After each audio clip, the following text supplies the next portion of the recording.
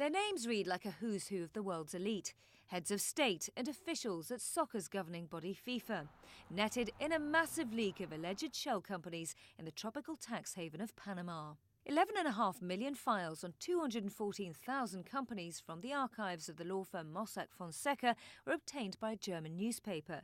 At 2.6 terabytes of information, the leak made public by the International Consortium of Investigative Journalists is more than 1,500 times larger than Wikileaks in 2010. Among the documents, the names of 12 current or former leaders, as well as 128 other politicians. Vladimir Putin, whose associates are said to have funneled $2 billion through banks and offshore firms, allegations his aide describes as, quote, fibs. Argentina's new president, Mauricio Macri, who denies the suggestion that he owned an undeclared stake in a Bahamas-based firm. And Iceland's Prime Minister, Sigmundur Gunnlaugsson, under fire for failing to disclose ties to an offshore company which was run by his wife. When pressed on the matter, he stormed out of this interview with Swedish TV. With so many allegations, some governments say that they will now investigate, with the UK, France, Australia and Mexico looking at tax evasion.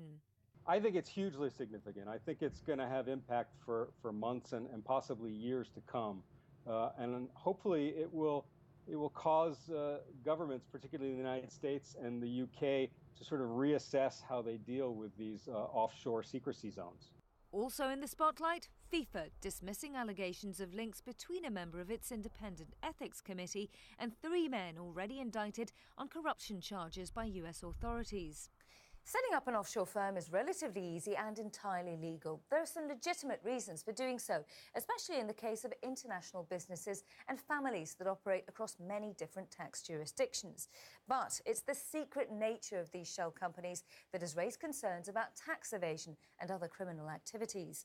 Now, in a statement, the law firm Mossack Fonseca, whose documents were posted, said, "We have formed more than 240,000 companies, the vast majority for legitimate purposes." Of course, it goes on to say there are some that end up being used for illegitimate activities, but that is not our responsibility. With journalists still poring over mountains of data, there may be more revelations to follow. Nina Dos Santos, CNN Money, London.